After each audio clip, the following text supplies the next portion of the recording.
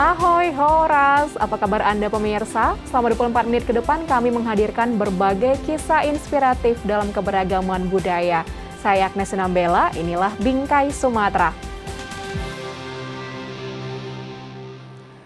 Gede Pardianto, seorang dokter spesialis mata konsultan Kota Medan, membarengi rutinitasnya di dunia medis dengan menulis dan aksi sosial. Tidak hanya melakukan bakti sosial, Dokter Gede juga ikut menjalankan charity knowledge untuk memberantas kebutaan.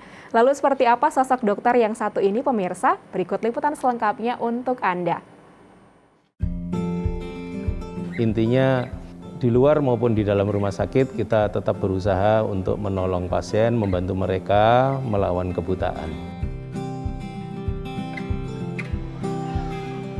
Gede Pardianto merupakan seorang dokter spesialis mata konsultan di salah satu pusat pelayanan kesehatan mata di Kota Medan. Di samping menjalani rutinitas di dunia medis, dokter yang meraih 9 medali tanda jasa negara dari Presiden Republik Indonesia ini juga menyempatkan diri untuk ikut serta dalam berbagai kegiatan sosial. Seperti baksos operasi katarak gratis yang diadakan oleh Yayasan Buddha Seci, pemerintah daerah Simelu, Tilgangga Eye Hospital dari Nepal, hingga pelayanan sosial di klinik panti asuhan Yayasan Majelis Taklim Surabaya. Jadi saya menjadi dokter dan menjadi dokter mata ini karena memang ibu saya mengharapkan demikian. Beliau ingin saya menjadi dokter yang sosial, maka saya ingin berkontribusi yang pertama untuk ibu saya. Lalu setelah saya betul-betul menjadi dokter, maka saya ingin berkontribusi lebih banyak. Jadi kepada pasien, kepada para murid, dan juga kepada masyarakat di sekitar saya, juga masyarakat yang lebih luas, hingga ke seluruh dunia kalau perlu. Tidak hanya berkecimpung dalam dunia sosial, Dokter Gede juga memiliki minat yang tinggi terhadap dunia menulis.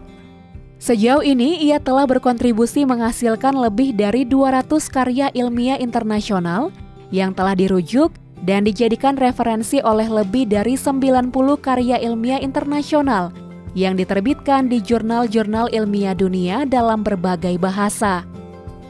Ia juga telah merilis beberapa judul buku, seperti buku yang berkaitan dengan dunia mata berjudul 2014 Matapedia for Ophthalmologists, dan buku motivasi berjudul The Power of Somehow, A Guide to Miracle.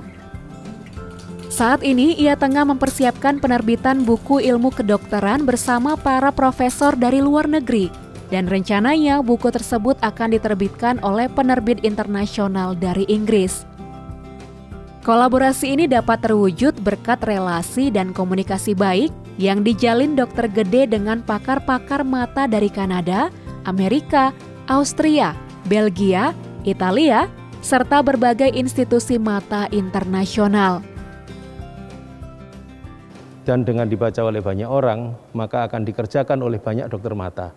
Satu orang dokter mata misalkan bisa menolong 2 atau 3 orang, atau bahkan lebih, maka dia akan bisa memberikan kontribusi yang banyak.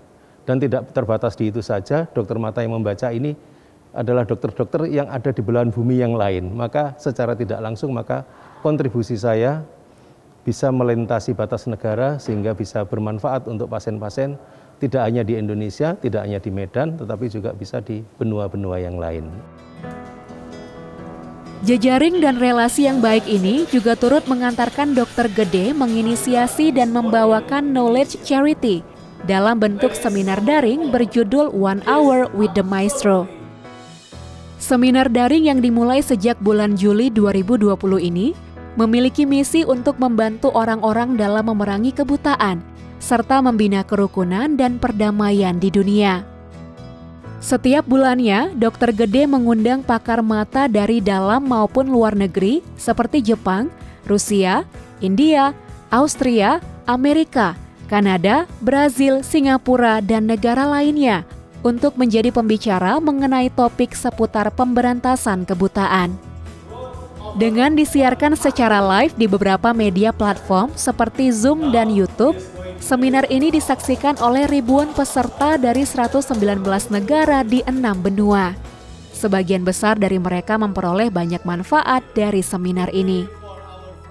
Jadi dari manfaat yang bisa diambil dari kegiatan acara Maestro ini, yang pertama kita akan menambah ilmu pengetahuan kita dan wawasan terhadap ilmu-ilmu perkembangan ilmu mata yang terbaru ya.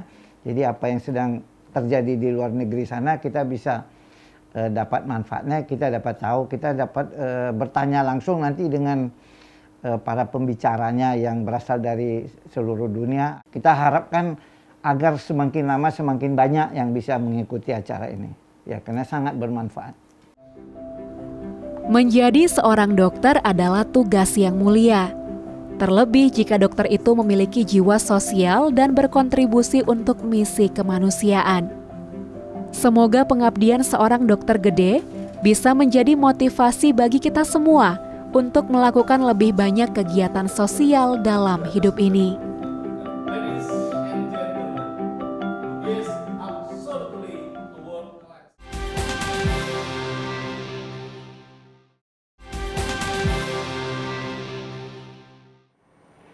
Konsisten dalam misi pelestarian lingkungan, DAI TV Medan kembali melakukan aksi sosial, yakni membagikan dan menanam bibit pohon di bantaran Sungai Denai Medan. Aksi ini bekerjasama dengan Dinas Kehutanan Sumatera Utara, FK Puspa Sumatera Utara, serta Forum Kerukunan Umat Beragama. Tidak hanya penanaman pohon, aksi ini juga dibarengi dengan kegiatan kutip sampah dan gotong royong membersihkan rumah ibadah. Dalam rangka menyambut Hari Pohon Sedunia yang jatuh pada tanggal 21 November, DAI TV Medan bekerja sama dengan Forum Komunikasi Partisipasi Publik untuk Kesejahteraan Perempuan dan Anak atau FK Puspa Sumut mengadakan aksi tanam pohon di bantaran Sungai Denai Medan. Aksi ini merupakan kegiatan rutin yang kerap dilakukan DAI TV dalam upaya pelestarian lingkungan. Kegiatan hari ini dalam rangka menyambut Hari Pohon Sedunia, DAI memiliki program hashtag tanam 1 juta pohon. Maka dari itu, di Jakarta kita sudah mulai kegiatan ini, maka kali ini Medan yang berkesempatan untuk melakukan kegiatan tanam pohon ini. Kita memilih daerah bantaran sungai untuk ditanami pohon karena kita tahu sendiri keadaan bantaran sungai di Kota Medan ini cukup memprihatinkan.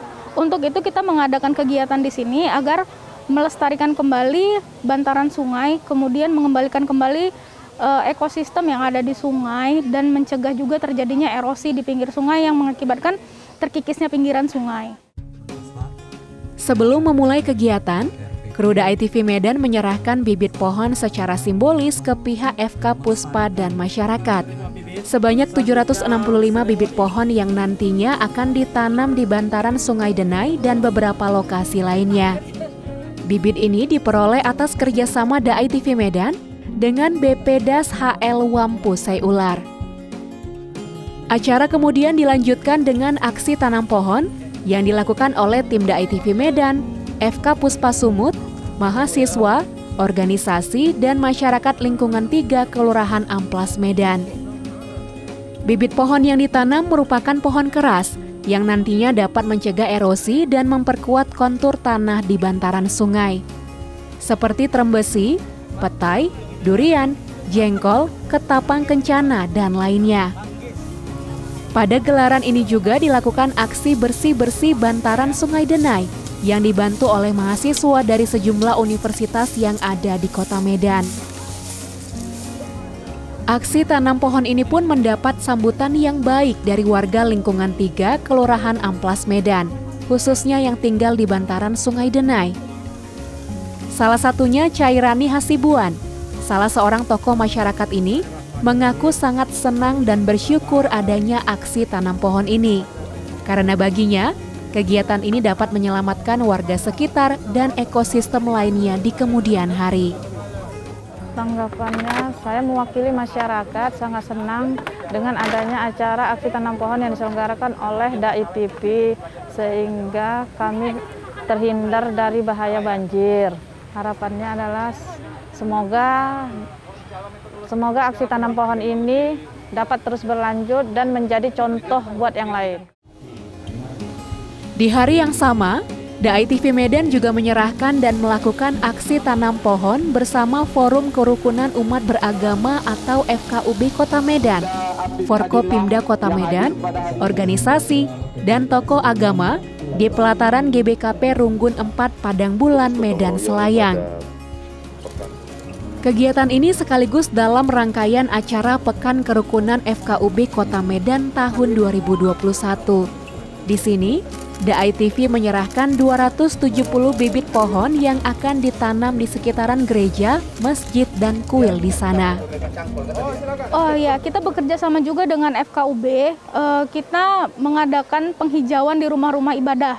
Gitu, dengan maksud agar rumah ibadah itu lebih asri gitu. Kita juga mengadakan kegiatan gotong royong bersama pagi tadi ya.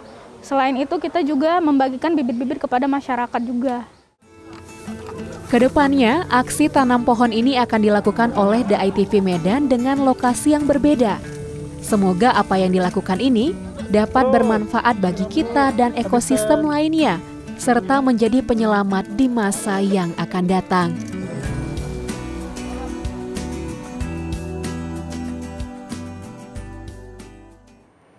Wilayah pedalaman hutan Barus dikenal sebagai penghasil kapur terbaik dunia. Komoditi yang satu ini menjadi magnet yang menarik datangnya bangsa-bangsa pedagang, terutama bangsa Arab, yang memiliki kebutuhan besar pada kapur dari Barus ini. Kehadiran mereka turut pula membaca corak baru sistem kehidupan masyarakat setempat, terutama dalam agama. Bagaimana ya keterkaitan yang terjadi antara Islam dan kapur Barus? Selengkapnya dalam liputan berikut. Seorang penjelajah dunia berkebangsaan Romawi Ptolemaios mencatat dalam peta perjalanannya, ada 5 pulau bernama Barousai pada abad pertama Masehi. Sebuah tempat kemudian yang disepakati oleh sebagian ilmuwan adalah Barus, di pantai barat Sumatera Utara. Kehadiran bangsa Arab juga membawa corak baru dalam sendi kehidupan penduduk lokal, terutama dalam hal agama dan budaya. Seperti dalam tradisi khitan atau sunat Rasul. Khitan merupakan sebuah kewajiban bagi setiap pemeluk agama Islam.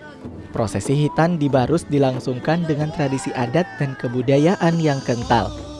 Sebuah kesenian khas pesisir yang bernuansa Islami, yaitu si kambang, selalu hadir untuk memeriahkan acara. Komoditi kapur menjadi magnet yang menarik datangnya bangsa asing, terutama Arab, ke negeri Barus.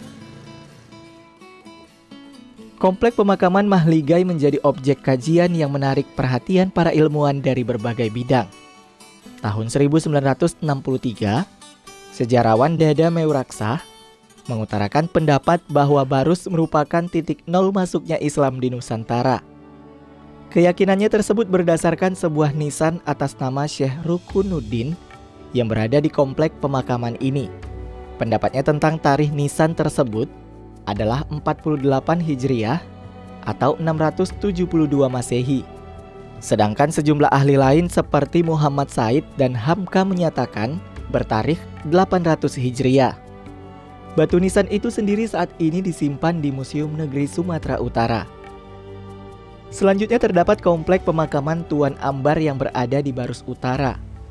Lokasinya sekitar 200 meter dari jalan besar dan berada di antara perkebunan warga. Satu lagi makam yang disebut memiliki keterkaitan dengan Arab, sekaligus yang paling dikeramatkan adalah makam Papan Tinggi. Lokasi ini berada di atas bukit setinggi kurang lebih 300 meter di atas permukaan laut. Kompleks makam Papan Tinggi terdiri dari 7 buah makam. Sebuah penelitian tentang batu nisan yang tersebar di Barus dilakukan oleh arkeolog Islam dari Universitas Islam Negeri Sumatera Utara. Kita akan menemuinya untuk mengetahui dengan persis makam-makam yang berkaitan dengan bangsa Arab atau Timur Tengah. Jadi begini, jika kita perhatikan aliran yang dominan yang ada di Barus itu adalah aliran tasawuf. Artinya ulama atau wali yang mengajarkan ajaran itu harus ulama yang telah dipercaya atau memiliki pengetahuan yang memadai gitu mengenai ajaran-ajaran tasawuf. Jadi bisa disebutkan bahwa para aulia, jika orang Barus menyebutnya aulia, atau para ulama atau para syekh, mereka datang bersama kapal dagang yang mungkin berasal dari daerah Turki, dari pelabuhan Siraf, berdagang ke Barus, sedangkan mereka itu misinya untuk menyebarkan agama Islam. Kapur barus tak sekedar komoditi yang bernilai materi tinggi. Kapur barus menjadi penghubung dan salah satu pintu masuknya Islam. Komoditi yang menjadikan Indonesia sebagai negara dengan pemeluk Islam terbesar dunia.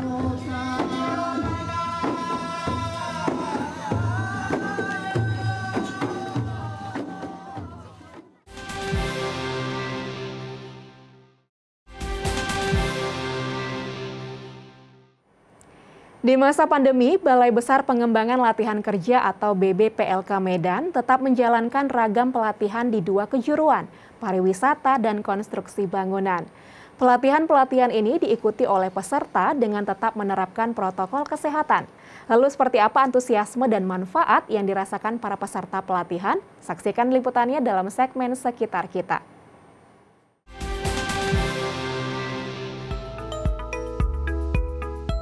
Kita berharap bahwa mereka tetap memiliki kompetensi yang sesuai, memiliki daya saing, sehingga pada akhirnya bisa mendapatkan pekerjaan yang sesuai ataupun bisa usaha mandiri.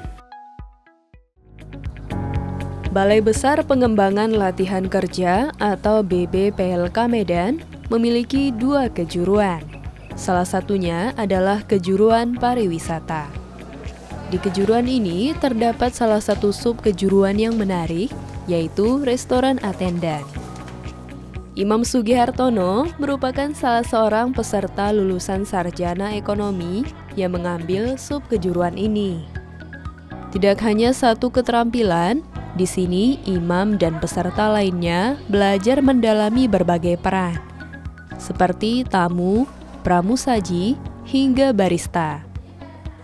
Kali ini Imam mendapatkan peran sebagai tamu, di mana sebagai tamu, ia diajarkan penerapan table manner atau tata cara makan, baik dengan mengatur cara duduk, penggunaan peralatan makan, dan etika saat makan.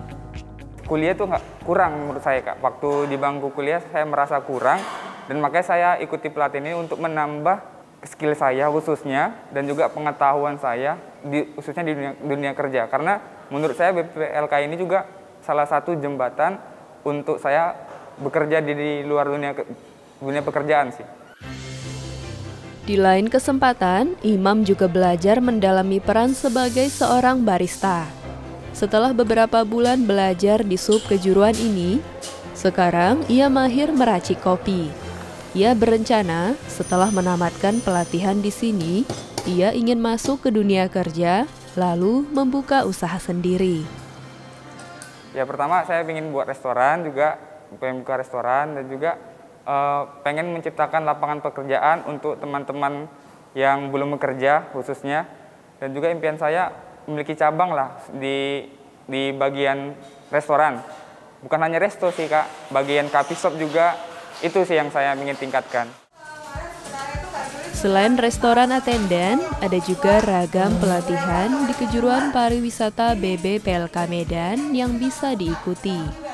Seperti komersial cookery, komersial pastry, bakery, barista, housekeeping, resepsionis, room attendant, hingga tour guide.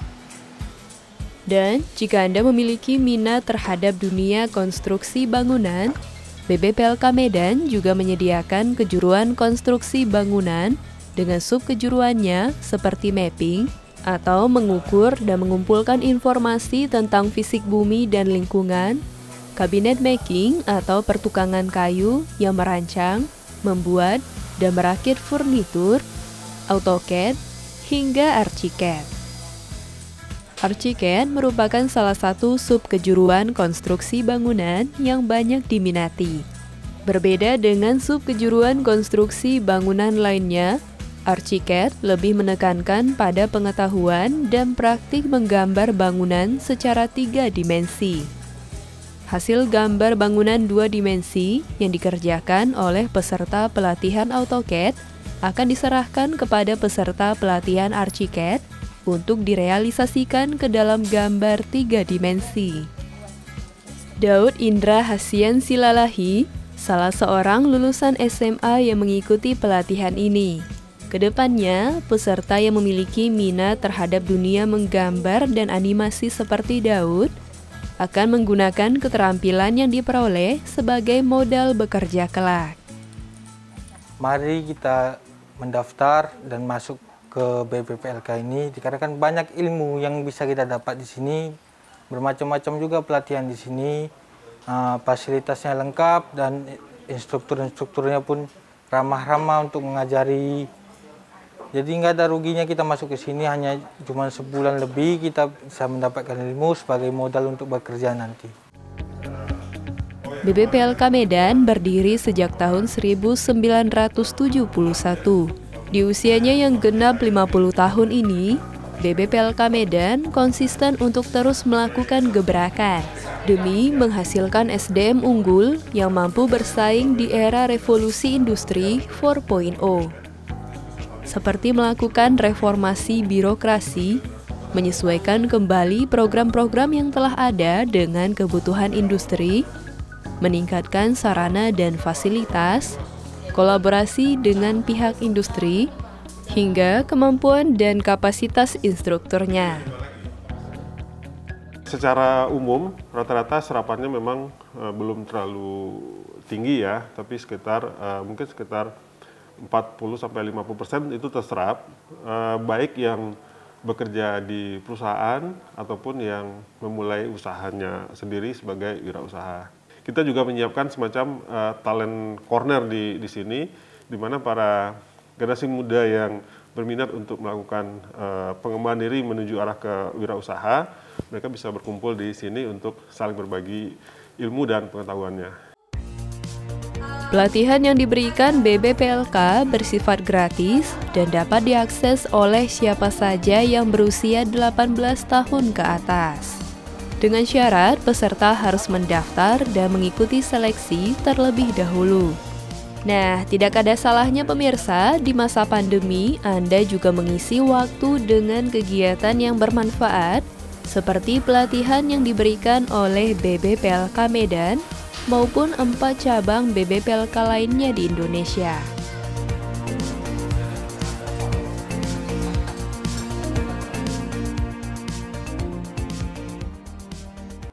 Sekian program Bingkai Sumatera. Jaga diri Anda dengan menerapkan protokol kesehatan 5M dimanapun Anda berada. Memakai masker, mencuci tangan pakai sabun dan air mengalir, menjaga jarak, menjauhi kerumunan, serta membatasi mobilitas. Tetap semangat menyebarkan kebaikan. Saya Agnes Sinambela pamit. Sampai jumpa.